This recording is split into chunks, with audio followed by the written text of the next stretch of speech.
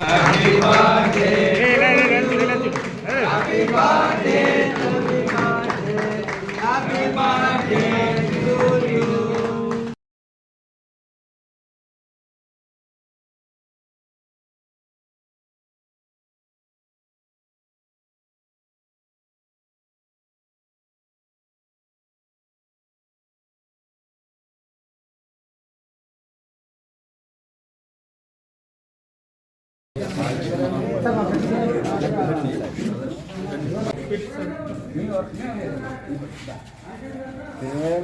దూరం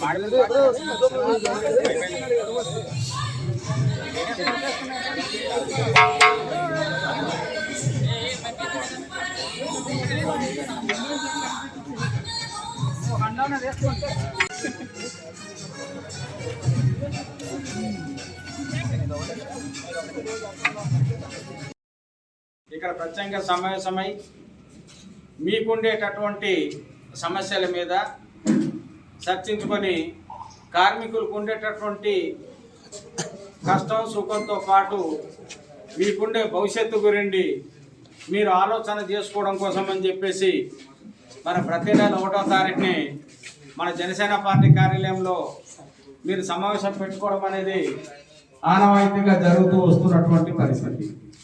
మన ఆనవాయితీలో భాగంగా జరుగుతున్నటువంటి కార్యక్రమంలో భాగంగా ఈరోజు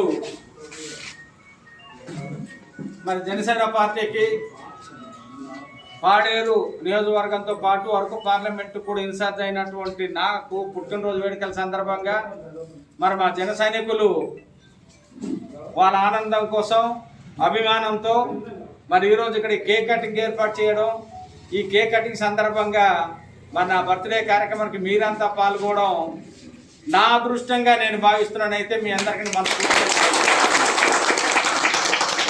ఎందుకంటే మనం ఎప్పుడూ మాట్లాడుకుంటుంటాం, కష్టమైన సుఖమైన ఏ రకమైన సందర్భం వచ్చినా కూడా మాట్లాడుకునే సందర్భం వస్తుంటుంది. కానీ ఇది మరి సంవత్సరానికి ఒక రోజుగా వచ్చేటువంటి వేడుకల్లో ఈ రంగా కలవడం అనేది ఓ రంగా నాకు చాలా ఆనందం ఉందనేది అయితే సందర్భంగా తెలియజేస్తూ ఉన్నాను.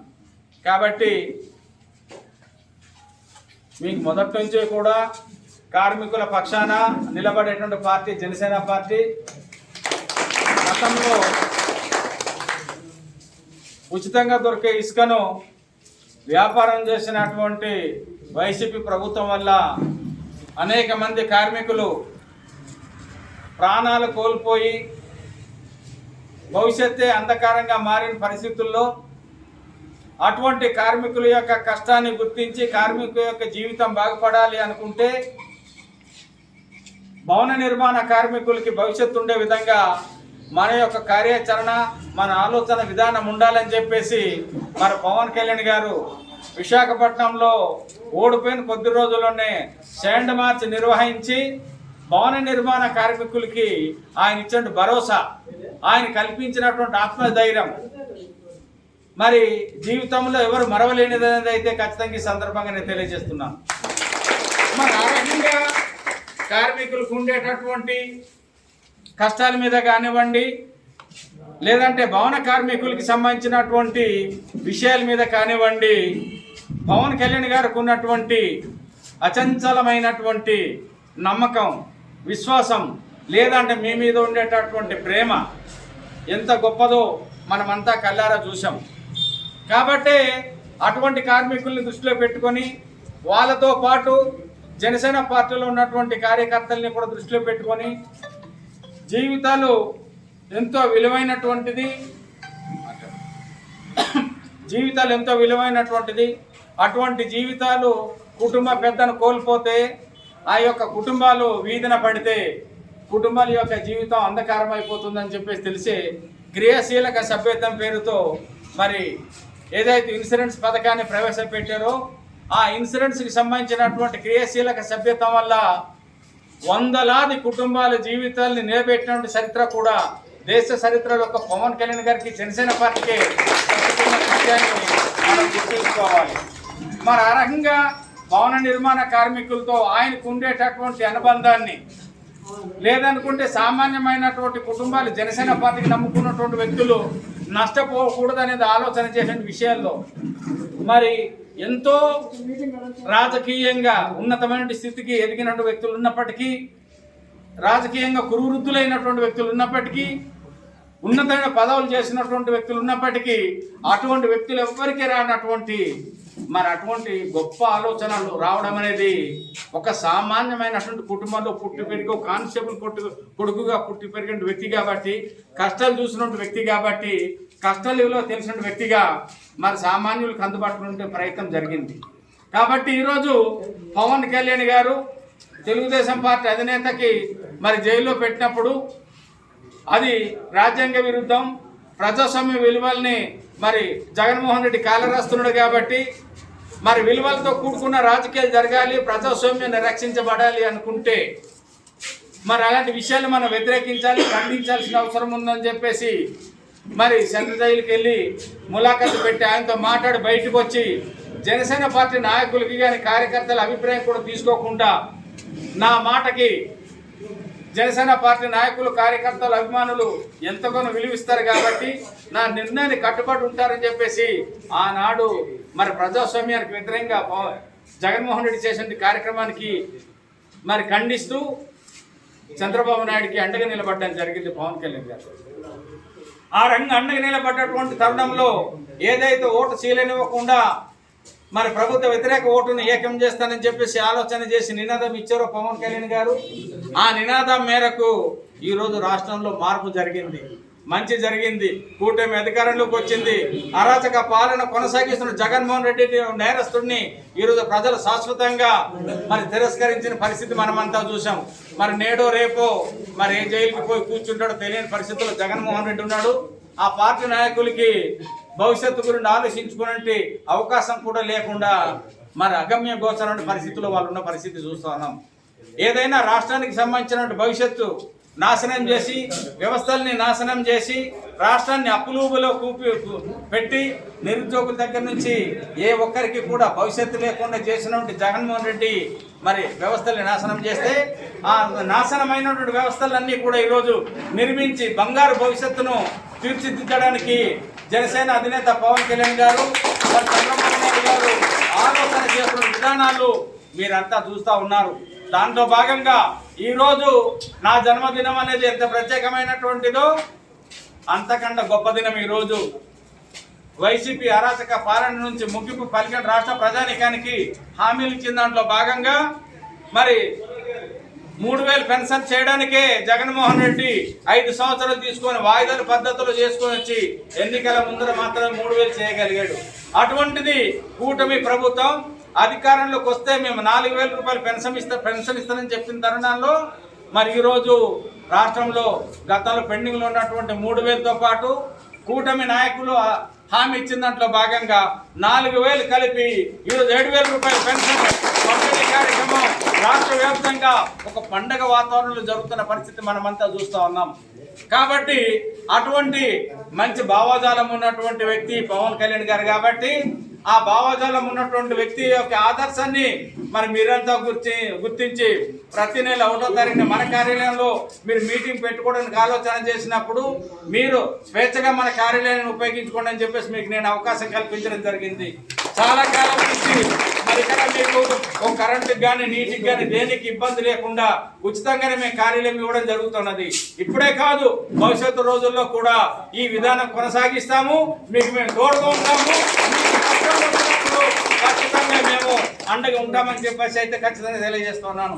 మీకు ఎప్పుడే సమస్య వచ్చినా నేను గతంలో కూడా కొన్ని సూచనలు మీకు చేసి ఉన్నాను. నేను మీలో మీరు మరి 4 చేతులు వేస్తే ఎంత బలంగా ఉంటుందో ఆ రంగం మీరు సమిష్టి ఆలోచన విధానంతో మీ కార్మికుల కుటుంబాలకి నష్టం జరిగినప్పుడు 10 మంది ఆలోచన చేసి ఆదుకోవడానికి ఒక రూపకల్పన చేయండి. సిద్ధాంతపరమైన ఆలోచన మీరు చేయండి. మీకంటూ ఒక విధి విధానాలు రూపొందించుకొని ముందుకు వెళ్ళండి అని చెప్పడం జరిగింది.